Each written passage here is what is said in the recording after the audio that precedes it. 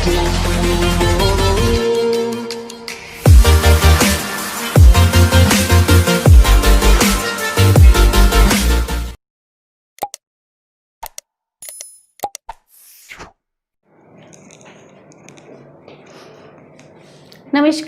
Suryanagari unique law classes के YouTube channel पर मैं आपका हार्दिक स्वागत और अभिनंदन करती हूँ। मैं उर्मिला राठी।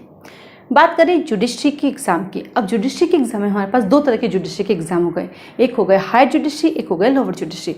आज मैं आपके सामने लेकर आई सीपीसी का section 89, read with arbitration section number 8, read with order number 10। इसका मतलब एक ऐसा क्वेश्चन जो लोअर जुडिशरी में भी आता है, जो हायर जुडिशरी में आता है। Lower judiciary is in the case Bihar, Delhi, जहाँ पर क्वेश्चन आता है। इस क्वेश्चन को पढ़ने के लिए आपको तीन चीज़ें साथ में लेनी है और हायर जुडिशरी में तो लेना ही पड़ेगा। तो ये जो मैंने आज का टॉपिक जो लिया है वो टॉपिक लोअर और हायर दोनों जुडिशरी के लिए काम आएगा। और यहाँ पर मैं आपको दो चीज़ें बताऊंगी, एक तो इस सेक्शन को पूरा कैसे करना है, साथ ही साथ प्रैक्टिकली अगर एग्जाम में आए तो उसको कैसे लिखना है। तो चलिए करते हैं, हम लोग एडीआर की तरफ बढ़ते हैं। आजकल इनका बहुत टाइम हो चुका है। आज के टाइम में एडीआर का वैल्यू दिनों दिन बढ़ता जा रहा है। रीज़न, हर कोई चाहता है कि कोर्ट के बाद सॉल्यूशन हो जाए। इवन जुडिशरी भी चाहती है कि पेंडेंसी खत्म होए और कोर्ट के बाद जो है हमारा सॉल्यूशन हो जाए। बात करें हम जस्टिस पीएन भगवती साहब की, तो वो हमेशा लोक अदालत को प्रीफर कर देते। उसका रीज़न क्या था? उसका रीज़न यही था कि यदि हम लोक अदालत की तरफ आगे बढ़ते हैं तो पेंडेंसी खत्म होती जाएगी और टाइम पे जस्टिस मिलता जाएगा। तो टाइम पे जस्टिस लेने के लिए क्या करना है? बात करें प्रैक्टिकली की, तो मैं पार्टी से कहूँगी कि जब आपका कोई काम अगर एडीआर के थ्रू हो जाता है तो आप कर लीजिए। लंबा खींचने से बढ़िया है, पेंडेंसी भी बढ़ती है, होना जाना कुछ नहीं होता है, आप लोग भी मेंटली हरास होते हो। तो उससे बचने के लिए सबसे बेस्ट है आपका एडीआर। तो है क्या ये एडीआर? आइए देखते हैं। ये है सीपीसी का पार्ट 5, राइट। सीपीसी पढ़ी है आप लोगों ने, बहुत सारी पढ़ी है। सीपीसी का पार्ट 5 कहता है स्पेशल प्रोसीडिंग, जो काम करता है सेक्शन नंबर 89 से 93, रीड विथ ऑर्डर नंबर 10। यानी सीपीसी के जो सेक्शंस हैं वो आपको बताते हैं, किसके बारे में बताते हैं सीपीसी के सेक्शंस? वो बताता है सब्सटेंटिव लॉ की तरह। और उनका प्रोसीजर कहाँ दिया गया है? ऑर्डर्स में दिया गया है। जो एडीआर है वो निकल के कहाँ से आया? सीपीसी के सेक्शन नंबर 89 से आया है। तो सीपीसी की बात करते तो 1908 की सीपीसी है। जब 1908 से ही ये एडीआर इसमें नहीं था, इस एडीआर को बाद में जो है इंसर्ट किया गया था। एडीआर का मीनिंग क्या हुआ? कोर्ट के बाद आप सॉल्यूशन कर सकते हैं। उसके लिए आपके पास 4 वे हैं। कितने टाइप है? 4 वे हैं आपके पास। पहला है आपके पास आर्बिट्रेशन, इसका एक्ट बना हुआ है arbitration conciliation act 1996। Conciliation, arbitration और कंसिलिएशन एक्ट है इसका भी 1996। देन आता लोक अदालत लीगल सर्विस एक्ट 1987, और ये वो मैनर अपनाएगा जैसा प्रिस्क्राइब किया गया है। इसका जो मेन ऑब्जेक्ट होता है वो होता है कॉम्प्रोमाइज़ कराना। इसका जो मेन ऑब्जेक्ट होता है वो होता है सेटलमेंट कराना। यानी लंबी लंबी दलीलों की बजाय हम शॉर्टकट या शॉर्ट में ही कैसे हम जस्टिस दे सकें, और सबसे अच्छी बात कैसे पेंडेंसी को ख़त्म किया जा सके जो बढ़ती जा रही दिनों दिन। तो क्या का 89 है एडीआर। अब हुआ क्या, यहाँ 89 के पास आप कैसे आए? तो यहाँ पे सबसेक्शन 1 कहता है कि जब कभी कोर्ट के सामने ऐसा मैटर आता है और कोर्ट को लगता है कि एक बार हमें मैटर कहाँ फॉरवर्ड कर देना चाहिए, हमें मैटर आर्बिट्रेशन के पार्ट फॉरवर्ड कर देना चाहिए। उसके लिए पार्टी से कहेंगे कि आप लोग बताना चाहिए, आपका कोई ओपिनियन है तो बोलिए। तो टिक्का टिप्पणी करके कोर्ट उन्हें दे देगा कि भैया आप लोग सोच लीजिए कि क्या आप जानना चाहते हैं। यदि पार्टी एग्री हो जाती है तो पार्टी को सेक्शन 8 आर्बिट्रेशन एक्ट के तहत जुडिशरी फॉरवर्ड कर देती है। इवन दो पार्टी खुद भी कह सकती है, सेक्शन 8 कहता है आर्बिट्रेशन एक्ट कि कोर्ट के द्वारा भी भेजा जा सकता है, और कोर्ट खुद भी कह सकती है, कोर्ट के द्वारा भी भेजा जा सकता है और पार्टी खुद भी आर्बिट्रेशन को प्रीफर कर सकती है। अब तो वैसे भी कॉन्ट्रैक्ट एक्ट में तो क्लियर कर दिया है कि जब भी कोई भी कॉन्ट्रैक्ट करेंगे तो उसमें क्लोज डालेंगे आर्बिट्रेशन का। ये बात कॉन्ट्रैक्ट एक्ट में कहाँ लिखी हुई है? देखिएगा आपको कॉन्ट्रैक्ट एक्ट सेक्शन नंबर 27, वहां पे लिखा हुआ है कि साहब आप अपने कॉन्ट्रैक्ट के अंदर आर्बिट्रेशन का क्लोज डाल सकते हैं कि जब तेरे मेरे बीच में जब भी कोई झगड़ा होगा तो पहली प्रायोरिटी हम आर्बिट्रेशन के पास जाएंगे, और आर्बिट्रेशन में यदि हमारा जस्टिस नहीं हो पाता है तो देन फर्दर कोर्ट तो ऑलवेज है। इवन दो, तीन बातें याद रखनी है कि कोर्ट में ऑलरेडी प्रोसीडिंग चल रही हैं, उस ड्यूरिंग भी आप आर्बिट्रेशन में जा सकते हैं। सबसेक्शन 3 कहता है कि यदि किसी मैटर की पेंडेंसी कोर्ट में चल रही है तो उसको रुकवा कर आप आर्बिट्रेशन के पास जा सकते हैं और एक बार आर्बिट्रेशन को ट्राई कर सकते हैं। यदि आर्बिट्रेशन में सोल्यूशन हो जाता है तो वेरी गुड, और नहीं होता तो वापस भागे भागे आ जाएंगे। क्या क्या वापस वहां से आ जाएंगे हम।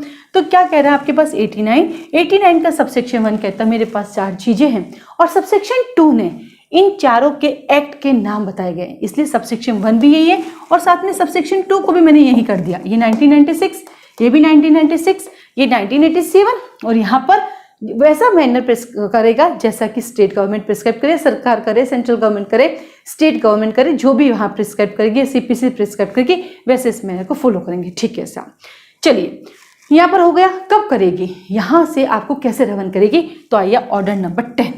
ऑर्डर नंबर 10 कहता है कि जब कभी भी ऑर्डर नंबर 8 में रिटन स्टेटमेंट, ऑर्डर नंबर 8 के अंदर जब आप कभी भी set of A counter claim की बात करके आते हैं और फाइनली ऑर्डर नंबर 9 में आप कोर्ट में अपीयर हो जाते हैं। क्या करते हैं, ऑर्डर नंबर 9 में कोर्ट में अपीयर हो जाते हैं। तो अपना बैरक जरूर खोलिएगा जब भी पढ़ते हो। तो ऑर्डर नंबर 9 में कोर्ट में अपीयर हो गए। अपीयरेंस के बाद ऑर्डर नंबर 10 में कोर्ट आपकी एग्जामिनेशन करेगी। अपीयरेंस होंगे 9 में तभी तो कोर्ट एग्जामिनेशन करेगी, तो 10 में कोर्ट आपकी एग्जामिनेशन करती है। तो वहां पर रूल नंबर 1 कहता है कि जब आप आएंगे कोर्ट के सामने, सारी बातें रखेंगे, तो कोर्ट ये देखेगी कि आपने किन किन बातों को एडमिट किया है और किन किन बातों को डिनाई किया है। एडमिट और डिनाई के आधार पर कोर्ट वो पूरा का पूरा तैयार कर लेगी। करने के बाद अब कोर्ट क्या करेगी, 1A में आपको डायरेक्शन देगी कि आप एक काम कीजिए, एडीआर के सामने अपीयर हो जाइए अकॉर्डिंग टू सेक्शन नंबर 89। क्या कहा, एडीआर के सामने अपीयर हो जाएंगे according to section number 89। Section number 89 कहता है कि हम यहाँ ले जाएंगे, और सेक्शन नंबर 89 का सबसेक्शन 2 कहता है इस आर्बिट्रेशन के लिए हमने आर्बिट्रेशन एक्ट बना दिया है। क्या कहा, इस आर्बिट्रेशन के लिए आर्बिट्रेशन एक्ट बना दिया है, और उसका सेक्शन 8 कहता है कि आ जाइए मेरे पास। सेक्शन 8 कहता है कि जुडिशरी अथॉरिटी जो है आपको कहेगी कि आप चले जाइए और बात करके आ जाइए। आपका वहां पर हो जाता है disposal is well and good, नहीं होता है तो हम देखेंगे। तो जुडिशरी भेजती है आर्बिट्रेशन के पास। सबसेक्शन 2 में आर्बिट्रेशन जो ट्राइब्यूनल है वो उसको कैसे एक्सेप्ट करेगा, उसके सामने आपको आर्बिट्रेशन का एग्रीमेंट सर्टिफाइड कॉपी पेश करनी पड़ेगी। क्या कहा कि यदि आप लोगों के बीच में कोई कॉन्ट्रैक्ट की ड्यूरिंग कोई आर्बिट्रेशन एग्रीमेंट बनाया हुआ है तो उसके सर्टिफिकेट की कॉपी दे दीजिए। बट जो बंदा आर्बिट्रेशन में जाना चाहता है और कॉपी एडवर्स ऑपोजिट पार्टी के पास, एडवर्स पार्टी के पास है, तो फिर क्या करेंगे, तो उसके प्रोवाइडेड ने बता रखा है कि अगर एडवर्स पार्टी के पास है, ऑपोजिट पार्टी के पास है, तो उसको बुलाया जाएगा और मंगवाया जाएगा। यदि किसी को नहीं आता है तो कोर्ट एक बार अपने आप से कार्रवाई की गुंजाइश करेगा। देन नंबर 3 कहता है कि यदि कोर्ट में कोई मैटर पेंडिंग चल रहा है तो चलने दीजिए, उस पेंडेंसी की ड्यूरिंग भी आप आर्बिट्रेशन के अंदर प्रोसीडिंग कर सकते हो, उससे कोई इफेक्ट नहीं पड़ेगा। यदि आर्बिट्रेशन का डिसीजन आ जाता है तो जो कोर्ट में पेंडिंग पड़ा है उसको करने की जरूरत नहीं पड़ेगी। तो क्या देखा, कितना शानदार है। 89 ने आपको सेक्शन आर्बिट्रेशन एक्ट दिया, और जैसे प्रोसीजर लॉ ने गया, इस प्रोसीजर लॉ ने 89 में आपको भेजा। 89 ने कहा कि भैया मेरे पास एक्ट बना है, तुम एक्ट में जाओ और काम करो। इसका मतलब जब भी ये क्वेश्चन आता है एडीआर का तो याद रखना हमेशा आर्बिट्रेशन एक्ट सेक्शन 8 लिखना ही लिखना है, तो ही मार्क्स मिलेंगे। और ये लिखने के बाद ये हमारा प्रोसीजर लॉ है, यहाँ प्रोसीजर के पास वापस आना है। ठीक है, फाइनली आर्बिट्रेशन के पास गए, वहाँ बहुत लंबी चौड़ी कहानी है, वो अपने करने गए। आर्बिट्रेशन एक्ट जब आप पढ़ते हैं तो उसको 2 भागों में डिवाइड किया गया। स्टार्टिंग पार्ट उसका आर्बिट्रेशन दिया गया है, बीच वाला पार्ट आपके जेनेवा जो है न्यूयॉर्क पंचायत के अभिसमय के बारे में बताया गया है, और लास्ट उसका कंसिलेशन है, थर्ड लास्ट कंसिलेशन है, और लास्ट में उसका एक मिसलेनियस दिया गया, एक सप्लीमेंट्री प्रोसीडिंग्स दिया गया है। तो वहां पर जो कंसिलिंग है, तो आइए अपन कंसिलेशन के पास भी जा सकते हैं, जिसे कहते हैं सुलह करवाना। तो 1A कहता है मैं एडीआर के लिए डायरेक्शन दूंगा, और 1B कहता है कि हम पार्टी से कहेंगे कि आप कंसिलेटिंग अथॉरिटी के सामने अपीयर होइए। क्या कहा कि आप कंसिलेटिंग अथॉरिटी के सामने अपीयर होइए। देखिए, आर्बिट्रेशन ट्राइब्यूनल अवार्ड पास करता है। क्या कहा, आर्बिट्रेशन ट्राइब्यूनल अवार्ड पास करता है और कंसिलेशन सेटलमेंट करवाता है, कंसिलेशन सेटलमेंट कराता है, और दोनों का इफेक्ट एज ए डिक्री होता है, दोनों का इफेक्ट एज ए डिक्री होता है। क्या कहा मैंने, आर्बिट्रेशन ट्राइब्यूनल जो है अवार्ड पास करता है, जो डिसीजन देता है, तो जो डिसीजन हम जजमेंट जिसे कहते हैं, यदि वो ट्राइब्यूनल पास करता है तो उसे क्या बोला जाता है, अवार्ड बोला जाता है। ठीक है, ये जो अवार्ड दिया है, इस अवार्ड के बारे में और कहाँ पढ़ते हैं आप, लिमिटेशन एक्ट सेक्शन नंबर 12 में पढ़ते हैं, याद है, अवार्ड को सेट असाइड कराना है। तो ये जो अवार्ड है, इस अवार्ड के लिए आपके पास, इस अवार्ड को हिंदी में पंचायत कहते हैं, ठीक है। ये जो अवार्ड है आपके पास, इस अवार्ड के लिए क्या ऑप्शन है, आप अपील भी कर सकते हैं, इसको सेट असाइड भी करा सकते हैं। ये जो लोक अदालत जो पास करता है वो भी अवार्ड होता है। तो एक चीज लिख लीजिए कि ट्राइब्यूनल के द्वारा जो डिसीजन दिया जाता है उसे अवार्ड बोला जाता है। अवार्ड के लिए आपके पास क्या ऑप्शन है, यदि आप उस अवार्ड से सेटिस्फाइड नहीं हैं तो you have it to remedy, आप या तो उसकी अपील कर सकते हैं या उसको सेट असाइड कर सकते हैं, ठीक है। तो फाइनली आपको हमने तो इन दोनों की, तो आर्बिट्रेशन करता है अवार्ड पास और कंसिलिएशन करता है समझौता सेटलमेंट। ये दोनों का इफेक्ट डिक्री जैसा होता है। वाई डिक्री जैसा होता है, क्योंकि इनके ऊपर फिर से फ्री सूट इंस्टीट्यूट नहीं हो सकता, फ्री सूट इंस्टीट्यूट नहीं हो सकता, बिकॉज ऑफ यहाँ पर रेस जुडिकेटा का अप्लाई हो जाता है, इसलिए आप अपील कर सकते हैं। और कॉम्प्रोमाइज की डिग्री पर तो वो भी नहीं कर सकते, नो अपील, क्योंकि आपने मिलकर बैठे। अवार्ड की तो अपील भी कर सकते हैं, सूट भी कर सकते हैं, लेकिन कॉम्प्रोमाइज डिग्री की कोई अपील नहीं होती है। बट यदि वो कॉम्प्रोमाइज अगर मेरिट के आधार पर डिसाइड नहीं हुआ, यदि मेरिट के आधार पर डिसाइड हुआ तो रेस जुडिकेटा अप्लाई होगा, और यदि मेरिट के आधार पर डिसाइड नहीं हुआ तो रेस जुडिकेटा अप्लाई नहीं होगा। मीनिंग ऑफ फिर से फ्री सूट इंस्टीट्यूट किया जा सकता है, ठीक है। चलिए आगे बढ़ते हैं। फाइनली आप अपीयरेंस हुए कंसिलेटिंग के पास, कंसिलेशन से भी निबड़ा नहीं आपका मैटर निबड़ना होता तो आपका यूं ही निबड़ जाता, कंसिलेशन कौन होता कराने वाला, लेकिन मैटर नहीं निबड़ा, वहां जाके भी आपकी बात नहीं बनी, तो क्या अब आप फिर से कोर्ट के पास जा सकते हैं? यस। रूल नंबर 1C कहता है कि यदि कंसिलेशन के सामने आप फेलियर हो जाते हो और इंटरेस्ट ऑफ जस्टिस नहीं हो पा रहा है, एंड ऑफ जस्टिस नहीं हो पा रहा है, और इंटरेस्ट ऑफ जस्टिस ये कहता है कि साहब यदि जस्टिस चाहिए तो फिर से कोर्ट के पास जाना पड़ेगा। इसका मतलब यदि कंसिलेशन के सामने जाने के बाद भी मैटर डिसाइड नहीं होता है तो कोई इश्यू नहीं है, आप फिर से कोर्ट के पास जा सकते हैं।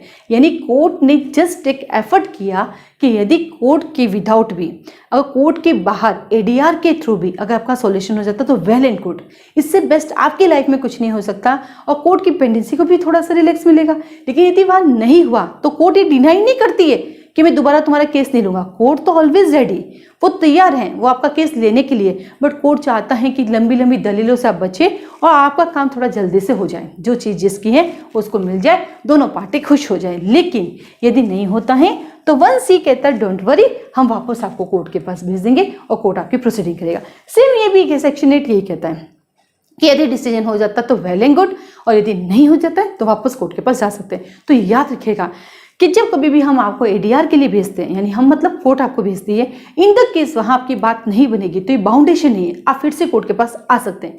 लेकिन यदि वहां पर आर्बिट्रेशन ने आपको डिसीजन दे दिया, यानी अवार्ड दे दिया, कंसिलेशन ने सेटलमेंट करा दिया, या लोक अदालत के अंदर आपने अवार्ड दे दिया, या मीडिएशन के माध्यम से आपका समझौता हो गया, कॉम्प्रोमाइज हो गया, तो जब एक बार फाइनलाइज हो गया तो उसके बाद उसी मैटर पर फिर से कोर्ट में नहीं आया जा सकता, उसी मैटर पर फिर से कोर्ट में नहीं आया जा सकता। तो एक अच्छा सा छोटा सा टॉपिक ले, ये एडीआर है क्या, ये आया कहाँ से, ये करता क्या है, इसको लेके हमने एक छोटा सा प्रयास किया कि किस तरह से आप जुडिशरी और हायर जुडिशरी के अंदर इसको आप फुलफिल कर सकते हैं। और वैसे देखा जाए तो अभी इसका बड़ा जमाना है, अभी सब कुछ इसी को फुलफिल किया जाता है। तो एक बार फिर से सरसरी नज़र देखते हैं कि सबसे पहले आता है सेक्शन 89।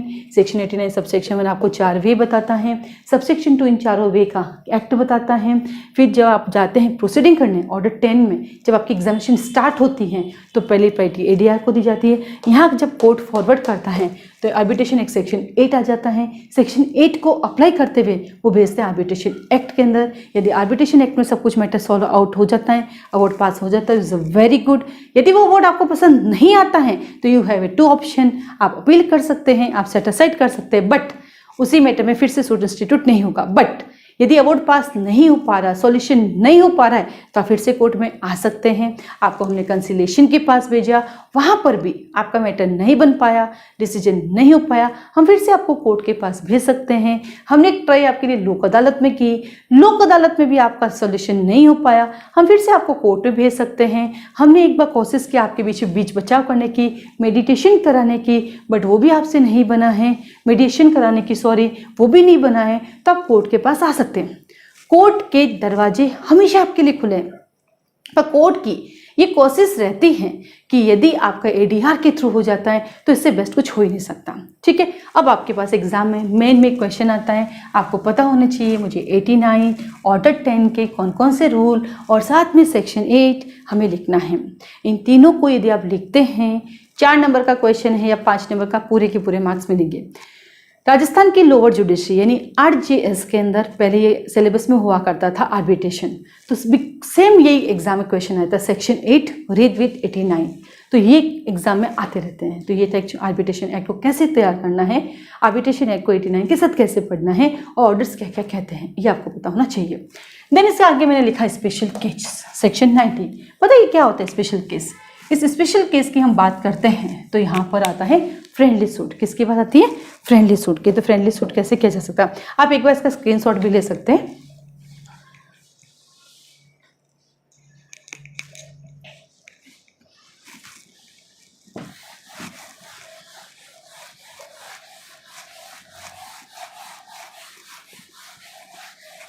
चलिए हम बात कर रहे थे सेक्शन नंबर 90 की। तो ये 90 क्या है, क्योंकि जब लिखे हैं तो फिर इन दोनों को भी डिस्कस कर ही लेते हैं ना।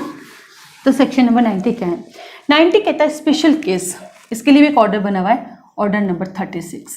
ठीक है, इनमें क्या इसको बोलते हैं फ्रेंडली सूट। क्या बोलते हैं? फ्रेंडली सूट, मित्रतापूर्ण वाद। यानी जब कभी भी किसी बीच दो लोगों के बीच में कॉन्ट्रैक्ट होता है तो ये डिसाइड करते हैं कि तेरे मेरे बीच में यदि कोई भी डिस्प्यूट हुआ तो हम पहली प्रायोरिटी कोर्ट को देंगे और कोर्ट जो कहेगी हम उसको मान लेंगे। यानी इन लोगों ने कोर्ट को अपना फ्रेंड बना दिया, इसे बोलते हैं फ्रेंडली सूट। और जब ये खुद कोर्ट को अपना फ्रेंड बनाते हैं और कोर्ट के पास जाते हैं तो कोर्ट के डिसीजन को मानते हैं, तो उस डिसीजन की कोई अपील नहीं होगी। याद रखना, फ्रेंडली सूट के आए डिसीजन की कोई अपील नहीं होगी। बात ऑर्डर 36 रूल नंबर 5 में दिया गया है। ऑर्डर 36 रूल नंबर 6 में दिया गया है, नॉट 5, 6 में, लास्ट में दिया है। रूल नंबर 6 में दिया गया है। क्या कहा कि यदि आप इसमें जाते हैं तो इसकी कोई आगे अपील नहीं होगी। एक बार उसको मैं हाथों हाथ ही वेरीफाई कर लेती हूँ ना, क्योंकि नहीं तो फिर बाद में कन्फ्यूज हो जाए। 6 में दिया हुआ है, तो क्या कहा कि यहाँ पर जब आप जाते हैं तो रूल 6 कहता है इसकी कोई अपील नहीं होगी।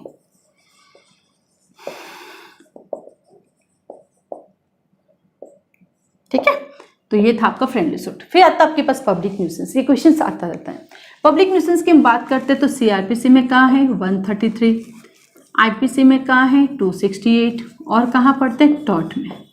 तो पब्लिक न्यूसेंस का नेचर जो है वो कैसा है? पब्लिक न्यूसेंस का नेचर वो आपका सिविल भी है, वो आपका क्रिमिनल भी है। वैसे मेन वो सिविल है, तो जब वो क्रिमिनल में जुड़ जाता है तो उसे क्वाजी क्रिमिनल कहते हैं, और कहीं जुडिशरी में इसको क्वाजी सिविल और क्वाजी क्रिमिनल भी कहते हैं। तो जो जैसी जुडिशरी कहेगी आपको वो कहना पड़ेगा। ठीक है, अब 91 बड़ा इंटरेस्टिंग क्वेश्चन है जो गड़बड़िया कर देते हैं। सेक्शन 91 कहता है कि आपको क्या करना पड़ेगा। पब्लिक न्यूसेंस होगा तो कोर्ट के सामने जाना पड़ेगा। कौन जा सकता है? यहाँ कई बार बच्चे को फटाफट में कन्फ्यूजन हो जाता है, आता रहता है एग्जाम में। तो बोला 2 और मोर देन 2% जा सकते हैं। क्या कहा? 2 और मोर देन 2%। किसकी परमिशन से? कोर्ट की परमिशन से। यहाँ गड़बड़िया करते हैं। और सेकेंड, एडवोकेट जनरल जा सकता है। और कौन जा सकता है? एडवोकेट जनरल जा सकता है। कहाँ करते हैं एडवोकेट जनरल? आर्टिकल 165 में अपॉइंट होते हैं। एडवोकेट जनरल किसको अपॉइंट किया जाता है? वो जो हाईकोर्ट का जज अपॉइंट होने की क्वालिफिकेशन रखता है। राइट, RGSP 2019 का क्वेश्चन था। देन आता 92 पब्लिक ट्रस्ट। इसमें पर्सन का, क्योंकि पब्लिक न्यूसेंस है ना, तो पर्सन इंडिविजुअली इंटरेस्टेड नहीं होना चाहिए। इसमें भी 2 और मोर देन 2% कोर्ट की परमिशन से, बट इसमें क्या शर्त है कि वो ट्रस्ट से इंटरेस्टेड पर्सन होने चाहिए। सेकेंड, एडवोकेट जनरल कर सकता है। ठीक है, और 93 कहता है प्रेसिडेंसी नगर में जहाँ एडवोकेट जनरल होते हैं तो डिस्ट्रिक्ट में वहाँ उनकी जगह पे कलेक्टर साहब होंगे, डिस्ट्रिक्ट में उनकी जगह कलेक्टर साहब होंगे। तो ये था आपका 91, 92, 93। जब इसको पढ़ो तो एक बार बैरिक जरूर लेके बैठना और दोबारा पढ़ना, उसको पूरा याद ही हो जाएगा, ये मेरी गारंटी। तो ये था एक छोटा सा आर्बिट्रेशन को लेके कैसे आप कर सकते हैं। साथ ही साथ आते हैं हमारे यहाँ पे बहुत सारे कोर्सेज चलते हैं। फाउंडेशन कोर्स अवेलेबल है। फाउंडेशन कोर्स के अंदर लॉ होता है। फाउंडेशन कोर्स में लॉ को प्री प्लस मेन पढ़ाते हैं। हमारे पास मेन का एक अलग बैच चलता है जिसमें लॉ को सिर्फ मेन पॉइंट ऑफ व्यू से पढ़ाते हैं। SIRF सिर्फ मेन पॉइंट ऑफ व्यू से पढ़ाते हैं। ठीक है, साथ ही साथ आप चाहे तो उस स्टेट की लॉ के साथ साथ आप जजमेंट राइटिंग का भी कोर्स कर सकते हैं, हिंदी ऐसे का भी कर सकते हैं, इंग्लिश ऐसे का भी कर सकते हैं। ये कोर्स उन बच्चों के लिए बेनिफिट देता है जिन्होंने पहले प्री निकाल रखा है, और ये बैच उन बच्चों के लिए हैं जो पहली बार कर रहे हैं, दूसरी बार कर रहे हैं, जिनके कंसेप्ट क्लियर नहीं है, जिनका प्री क्लियर नहीं हो पाता है, ये उनके लिए है। तो 2 कोर्सेस पूरे साल अवेलेबल है, एनी टाइम। क्यों? एग्जाम्पल, 1 अगस्त को बैच स्टार्ट हुआ, आपने ज्वाइन 15 अगस्त को किया, तो 1 से 15 अगस्त 14 अगस्त का आपका छूटा हुआ है वो अगले बैच में कवर हो जाएगा। इसका मीनिंग जिस दिन आप ज्वाइन करेंगे उसी दिन बैच स्टार्ट होगा। वरना आप सोचते हैं नया बैच आएगा मैं ज्वाइन करूंगी, तब तक ऐसे सर्कमस्टेंसेस आते हैं कि आप बैच ज्वाइन ही नहीं कर पाते हैं, आप बैच ज्वाइन ही नहीं कर पाते हैं। इसलिए जब याद आए तब आ जाओ, टेंशन ही नहीं है। और जब बीच में से पढ़ाते हो तब भी याद समझ में आएगा, उसका टेंशन हमेशा फ्री रहना, क्योंकि जब एक एक चैप्टर लेके आते हो वो भी तो समझ में आता ना, तो वो तो टेंशन खत्म कर दो, मैं बीच में जाऊंगी मुझे समझ में आएगा क्या, क्योंकि आपके सामने समझाने वाला ऐसा खड़ा है कि वो आपको कहीं से भी समझा सकता है, इसलिए वो टेंशन कभी मत करें। साथ ही साथ फाउंडेशन कोर्स में मंडे से लेकर फ्राइडे तक क्लास होती है। हर सैटरडे को टेस्ट, हर संडे को टेस्ट। सैटरडे को वो टेस्ट होता है जो मंडे टू फ्राइडे होता है, इसमें ऑब्जेक्टिव क्वेश्चन भी होते हैं और सब्जेक्टिव क्वेश्चन भी होते हैं, ठीक है। संडे को टेस्ट, जो स्टेट आप ज्वाइन करेंगे उस स्टेट की टेस्ट सीरीज इंक्लूड होगी, तो वहां पर भी उसके क्वेश्चंस होंगे और उसके मेन के क्वेश्चंस होंगे, देन सॉल्यूशन होगा। आप हमें कैसे भेजेंगे, आपका हमेशा एक टेंशन होता है हमारी कॉपी कैसे चेक होगी, बिल्कुल सही टेंशन है। आप अपने घर से पढ़ेंगे, एक पीडीएफ फाइल बना के भेजेंगे। अभी आपको एक पीडीएफ फाइल की फोटो दिखाई जाएगी यहाँ पर, ठीक है। आप एक पीडीएफ फाइल बना के भेजेंगे, उस पर आपका नाम लिखा होता है, यहाँ से चेक होगे वापस आपके पास आएगी वो पेपर भी। अभी आप फोटो देखेंगे किस तरह से कंक्लूजन आता है, ताकि आपको एक सेटिस्फेक्शन रहेगा, अच्छा हाँ ऐसे चेक होगी, इज अ गुड, ठीक है, कोई टेंशन नहीं है। साथ ही साथ नोट्स बनाना सिखाते हैं, डेली बेसिस पे बच्चे बनाते हैं, उसकी भी अभी आप एक पिक देखेंगे इस वीडियो के बाद, उसमें भी पिक देखेंगे किस तरह से आप रोज बनाएंगे, यानी पूरे दिन जुड़े हुए कैसे रहेंगे और कैसे अपने सपनों को साकार करेंगे। तो नोट्स भी बनाना सिखाते हैं, कैसे बनाते हैं अभी आप देखेंगे, ठीक है। ये हो गए नोट्स। फोटोकॉपी करा के देने की जरूरत नहीं, खुद के नोट्स खुद के होते हैं। फोटोकॉपी तो घनी पड़ी बाजार में, मार के घर पे भी कौन सा पढ़ के देखते हैं अपन, देखते ही नहीं। ये जो मेन वाला बैच ओनली वेन मंडे को क्लास होगी, ट्यूसडे को क्लास होगी, वेडनेसडे को टेस्ट होगा और वापस उस पर डिस्कशन होगा। फिर वापस मंडे ट्यूसडे वेडनेसडे, थर्सडे को क्लास होगी, फ्राइडे को क्लास होगी, सैटरडे को टेस्ट होगा, ठीक है। सैटरडे को टेस्ट होगा और संडे ऑफ, क्योंकि इसमें क्या बर्डन ज़्यादा होता है तो संडे एकदम फ्री कर रखा है, यानी आपके पास से सेटिस्फैक्ट्री टाइम है। आप आराम से 2 दिन पढ़िए, तीसरे दिन नोट्स बनाइए, क्योंकि इस टेस्ट सीरीज की भी एक अलग ही चीज़ है कि कैसे इसको करना है, वो भी हम सिखाएंगे कि इससे कैसे टेस्ट पेपर देना है। इसका भी इस वीडियो में आपको दिखाया जाएगा कि कैसे मेन के टेस्ट होते हैं, कैसे आपके पास कॉपी आती हैं, कैसे आप उसको करेंगे, वो भी एक पीडीएफ फाइल आप देखेंगे कि कैसे टेस्ट पेपर लिख के भेजते हैं और कैसे आप उसको करते हैं, ठीक है। तो ये बैचेस अवेलेबल हैं, ये बैचेस अवेलेबल है। हाँ, फीस है थोड़ी सी ज़्यादा लगती है, लेकिन मेहनत बहुत ज़्यादा है मेरी, जितनी फीस है उतनी मेहनत करती हूँ, ये आपके लिए सबसे बड़ा प्लस पॉइंट है। आप क्लासेस ज्वाइन कर सकते हैं, अधिक जानकारी के लिए कॉल कर सकते हैं। ये देखिए कॉल नंबर 9950574460, कॉल कर सकते हैं, मैसेज कर सकते हैं। हमारी ऑनलाइन क्लासेस ऑफलाइन क्लासेस के इक्विवेलेंट हैं। रीज़न, 2 वे कम्युनिकेशन है, बीच बीच में आपसे सवाल पूछते हैं, डेली रिवीजन होता है, डेली रिवीजन। तो अब तो हालांकि हमें देख के कई लोग कॉपी भी करेंगे, उसमें कोई संदेह नहीं है, लेकिन जो क्वालिटी हमारे पास है वो हमारे पास ही रहेगी। कॉपी तो कॉपी होती है, फर्स्ट कॉपी और सेकेंड कॉपी, सुना है ओरिजिनल होता है, तो कॉपी करने वाले बहुत मिलेंगे, लेकिन ओरिजिनलिटी कहीं नहीं मिलेगी, हमेशा ध्यान रखना। वो आपको शब्द कॉपी कराते हैं, एक बार प्रीवियस कन्विक्शन कनेक्ट कराते हैं, वो तो जहाँ जहाँ प्रीवियस कन्विक्शन लिखा सब कनेक्ट करा देते हैं, जबकि मैं ऐसा नहीं करती, मैं चीज़ में से चीज़ निकाल के, जैसे अभी आया ना एडवोकेट जनरल, वैसे किया। तो कॉपी करने वाले बहुत लोग मिलेंगे, उन पर ध्यान न दे, क्योंकि वो भटकाएंगे, उनका काम है भटकाना। लेकिन 6 महीने आपके खराब हो गए, साल आपका खराब हो जाएगा, वो आपके लिए हानिकारक हो जाएगा, उसको आपको बचाना है।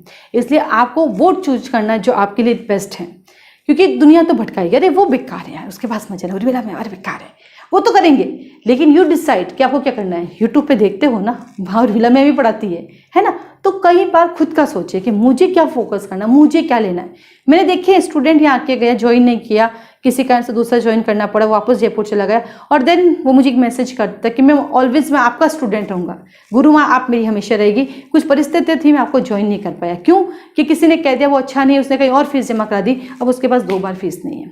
एक स्टूडेंट का मैसेज भी आया था कि मैं मुझे नहीं पता था वहाँ नहीं पढ़ाएंगे, मैंने फीस जमा करा दी, हो गई गलती, घर वाले अब 2 बार पैसे नहीं देंगे, दिखती बात है, मैं भी नहीं देती मेरी बेटी को। बट आप मुझे अपने मोटिवेशनल ऑडियोज देते रहिए, जैसे ही मेरा प्री क्लियर होगा मैं आपको ज्वाइन करूंगी, नो डाउट। वो बिल्कुल बच्ची अपनी जगह सही है और 100% उसको मोटिवेशन ऑडियो देना मेरा ड्यूटी है, क्योंकि वो मुझे सोच कर कहीं गई थी, राइट। लेकिन आप सोचिए ना, अपना आप आराम से सोच के देखिए, आराम से सोच के आप कीजिए ना, क्यों किसी की बातों में आते। अच्छा नहीं लगे मेरे भी मैं ज्वाइन कीजिए। मैं 3 दिन, हम लोग इसीलिए 3 दिन रजिस्ट्रेशन फीस में बिठाते, हम पहले दिन फीस कभी नहीं लेते। उसका रीज़न यही है, हम कहते आइए 3 डेज बैठिए, रजिस्ट्रेशन कराइए और रजिस्ट्रेशन करा के आप 3 डेज बैठिए। रीज़न, क्योंकि डेमो आपको चाहिए वो यूट्यूब पे बहुत सारा है। रजिस्ट्रेशन करा के क्लास में बैठिए, रजिस्ट्रेशन फीस दीजिए, 500 रुपीज़ है, बहुत ज़्यादा नहीं है। जिसको करना होता है उसके लिए 500 ज़्यादा नहीं है, जिसको नहीं करना होता उसके लिए तो फ्री वाला भी ज़्यादा होता है कि फ्री में कौन पढ़े भाई, इतना फ्री में देगी तो गलत पढ़ा रही होगी, तो नहीं पढ़ेंगे ना। तो 3 डेज हम बैठाते, क्योंकि ये रजिस्ट्रेशन फीस लेके 3 डेज बैठने का मतलब पहले दिन फीस नहीं लेते हैं, ताकि आप अपने आप को सेटिस्फाइड करें, आपके घर का नेटवर्क कंफर्टेबल है, मैं आपको कंफर्टेबल सुनाई दे रही हूँ, आप मुझे कंफर्टेबल देख पा रहे, वो सब आराम से करके दीजिए, ठीक है। फीस अब कोई कहेंगे 3 दिन में क्या होता है, तो फिर तो 10 दिन में भी कुछ नहीं होगा, होने को तो 1 घंटे में समझ में आ जाएगा क्या हो रहा है, तो उससे कोई दिक्कत नहीं है। 3 दिन जस्ट ठीक है ना, आप भी अपना आराम से कर लीजिए माइंड मेकअप के मुझे क्या करना है, ठीक है। तो इसलिए हम 3 डेज बिठवाते हैं। और कोई अधिक जानकारी आपको चाहिए कि भैया कोर्स कैसे चलता है, कितने दिन में कोर्स खत्म होगा, क्या टाइमिंग पीरियड रहता है, मॉर्निंग टाइमिंग क्या अवेलेबल रहेगा, इवनिंग है, क्योंकि 2 बैच चलाते हैं तब दोनों में बैठ सकते हैं। और एडीजे के बैचेस, जो सबसे अच्छी बात है, ये जो आज का चैप्टर था वो एडीजे पॉइंट ऑफ व्यू से था, तो एडीजे की क्लासेस भी चलती हैं। तो एडीजे की जो क्लासेस है उसका टाइमिंग हमने बहुत अच्छा रखा, मॉर्निंग के अंदर 6 to 7:30, हर कोई अवेलेबल रह सकता है, इजी वे में अवेलेबल रह सकता है, तो आप उसको भी ज्वाइन कर सकते हैं, ठीक है। हाँ, एक और चीज़ हमेशा आती है कि हमारी किस दिन क्लास छूट गई तो उस दिन के जो पढ़ा है वो नोट्स आपको अवेलेबल हो जाएंगे, उसकी चिंता ना करें। नोट्स कैसे, मैं तो देती नहीं नोट्स, यानी जो बच्चा करता ना उसको आपको दे देंगे। क्यों, रीज़न, क्योंकि हमारे पास तो नोट्स होंगे नहीं, लेकिन उस क्लास में और भी स्टूडेंट आते हैं तो उनसे वो जो लिख रहे हैं वो आपको दे देंगे, मना नहीं, क्योंकि ऑफलाइन में तो आप मांग के ले लो, ऑनलाइन में कैसे लोगे, तो हम आपको उस बच्चे से प्रोवाइड कर देंगे, उसकी चिंता आप ना करें। ध्यान रखिएगा अपना, अपने आस पास वालों का, खुश रहिए, अपनी मेहनत कीजिए। आज के लिए धन्यवाद। Hi, greetings of the day to everybody watching this video. I'm Divya and I'm a student of Surya Nagri Law Classes, Jodhpur, and I will share my personal experience of joining the online classes with Urmila ma'am. The first and the foremost quality which I admire in her is her ability to transfer her knowledge. There are a lot of teachers who have impeccable expertise in the law subjects, but what they lack is they're not able to transfer it. तो जब तक आप अपनी knowledge को transfer नहीं कर पाते तो वो knowledge सिर्फ आपके पास रहती है। And as we are well aware that this is a competitive era and this is a rat race, so as much as we emphasize on the concepts, we must mug up the section, the chapters, the details, the illustrations. So not only we are mugging up or maybe revising and re-revising and recapitulating every section every day. Class से पहले there is a 20-minute session where each of the participant of the class will recite all the sections in a row. So जिससे क्या होता है, जब वो section revise हो रहे होते हैं तो आप आंखें बंद करके you recapitulate everything in your brain, so वो blueprint दिमाग में छप जाता है, which is really helpful. Also कितना भी कह लो concept clarity which is important, अगर आपको एलुस्ट्रेशन भी लाइन वाइज याद है तो आप कैसे क्लियर नहीं करोगे जुडिशरी, इंग्लिश, हिंदी, सारे लॉ सब्जेक्ट्स में clarity, what else do you want, you sitting at your home, IPC की बात चल रही है, सीआरपीसी का कोई सेक्शन कनेक्टिविटी है तो आप फटाफट बुक ले आओ सीआरपीसी की और वहीं रख लो और पढ़ लो। तो the way ma'am connects IPC with CRPC and CPC with contract और specific relief is amazing. जैसे वो flow करके IPC के किसी section से CRPC के किसी section में jump करके वापस IPC के section को समझा देती हैं.